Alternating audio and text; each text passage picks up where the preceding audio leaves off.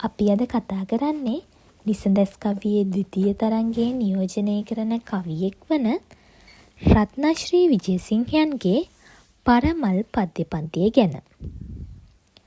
නවීකරණයේ වැළඳගත යුතු නමුත් කිසිවිටකත් සම්ප්‍රදාය බැහැර නොකළ යුතු බවට තේමාව කරගනිමින් මෙම පද්‍ය පන්තිය රචනා කරලා තියෙනවා. පඩි පෙලින් බැස අයින් වී එන්න අලුත් මල් පුකුරු අරගෙන එන්න පින්වතුනි එන අයට ඉඩ දෙන්න එපා පරමල් පයින් පාගන්න. තරුණ පරම්පරාව කියන්නේ රටේ අනාගතයක් උසුලා ගන්නට සැරසෙන පිරිසක්.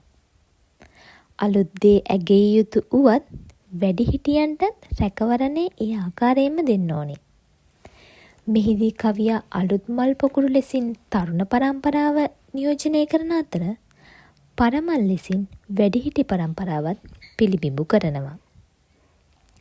මේ තරුණ පරම්පරාවට අලුත් මල් පොකුරු රැගෙන එන ලෙසට ආරාධනා කරන කවියා ඔවුන්ට පරමල් පාගා නොයන ලෙසටත් ආරාධනා කරනවා. අලුත් පරපුරට රටබාර දීම අවශ්‍ය නමුත් පරමල් පාගා දැමීම සිදු නොකළ යුතුයි. මොකද පරමල් කියන්නේ ඊට කලින් මේ රටදෑ වෙනුවෙන් වැඩ කරපු රටදෑ ගොඩනගන්න ශක්තියක් උණු පිරිසක්. අපි බලමු ඊළඟ කවිය. බලන් මේ මල්හි පරමල් සුවඳ කැඩුණු පෙතිවල තිබෙන මුදු මෙලෙක. මහලු මව් කෙනෙකුගේ මුව රැඳුන සිනහවක්සේ ප්‍රේමයෙන් පිරුණ. මල් පරවෙලා ගියත් ඒ වගේ එන සුවඳ වගේ තමයි වැඩි හිටියොත්. කොච්චර එයාලා වයසට ගියත් ඔවුන්ගෙන් අපට ලබා ගන්න පුළුවන් ආදර්ශ බොහෝමයි. ඔවුන්ගේ ගුණදහම් සිතුවිලි පරමල් වල සුවඳ වගේ. වැඩි හිටියන්ට නිසි ගෞරවය ලබා දෙන්න ඕනේ. ඒ වගේම ඔවුන්ගේ මානව දයාව කවිය ඉස්මතු කරන්නේ මහලු මව් කෙනෙකුගේ මුව රැඳුන සිනහවක්සේ ප්‍රේමයෙන් පිරුණ නමින්. ඊළඟට අපි බලමු මලා නිකමල් රේණුවල පෙනෙන අපරිමිත පැතුම්වල මුහුණුවර. සිය දහස් අත්වලින් පුදන ලද උතුම් මිනිසත් කමේ ගුණ සුවඳ බලන් තවමත් සුවඳ දෙන මහිම. මතු පිටාර්ථයේ ඉක්මවා ගිය ව්‍යංගවත් අර්ථයක් මෙහිදී කවියා ලබලා දීලා තියෙනවා. මලානිකමල් රේණු වලින් පෙනෙන්නේ වැඩිහිටියන්ගේ ගුණ සුවඳ. ඔවුන්ගේ මිනිසත්කම. වැඩිහිටියන්ගේ කැපවීම, ශ්‍රමය මේ දේවල් නොතිබුණේ නම් අද මේ තරුණ පරම්පරාවට ලබලා දෙන්න රටක් ඉතිරි වෙන්නේ නැහැ. ඔවුන් නිසි විදිහට පරිහරණය කරලා අනාගතය ගැන හිතලා මේ අනාගත පරම්පරාව ගැන හිතලා ඔවුන්ට මේ රට ඉතුරු කරලා තියෙනවා.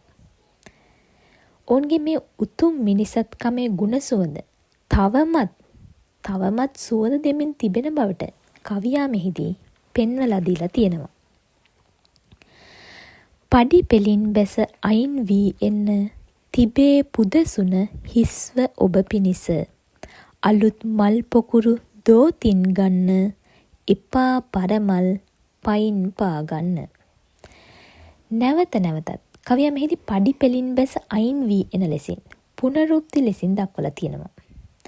මෙහිදී කවියා වැඩිහිටියන් හෙලා දැකීම වරදක් බවට මුල සිටම මෙහිදී පාඨකයාට පෙන්වලා දෙන්න උත්සාහ කරලා තියෙනවා. කවියා පෙන්වලා දීලා තියෙනවා වැඩිහිටියන් අලුත් මල් පොකුරු වලට එන්න ඉඩ දීලා තියෙනවා කියලා. ඒ බැව් ගම්මිමාන කරලා තියෙන්නේ තිබේ පුදසුන හිස්ව ඔබ පිනිස යනුවෙන්. මේ පුදසුන හිස්ස තියෙන්නේ අලුතෙන් එන මල් පොකුරු වලට වැඩිහිටියෝ ඉඩ දීලා තියෙන බව පෙන්වලා දෙන්න. ඒ වගේම තමයි තරුණ පරම්පරාවට අලුතෙන් මල් පොකුරු හෙවත් අලුත් සිතුවිලි මේ රට ගොඩනගන්න ශක්තිය රැගෙනෙන ලෙසට මේ කවියා ආරාධනා කරන අතර ඔවුන්ගෙන් නැවතත් ඉල්ලා සිටින්නේ මේ පරමල් පාගා නොදමන ලෙසයි.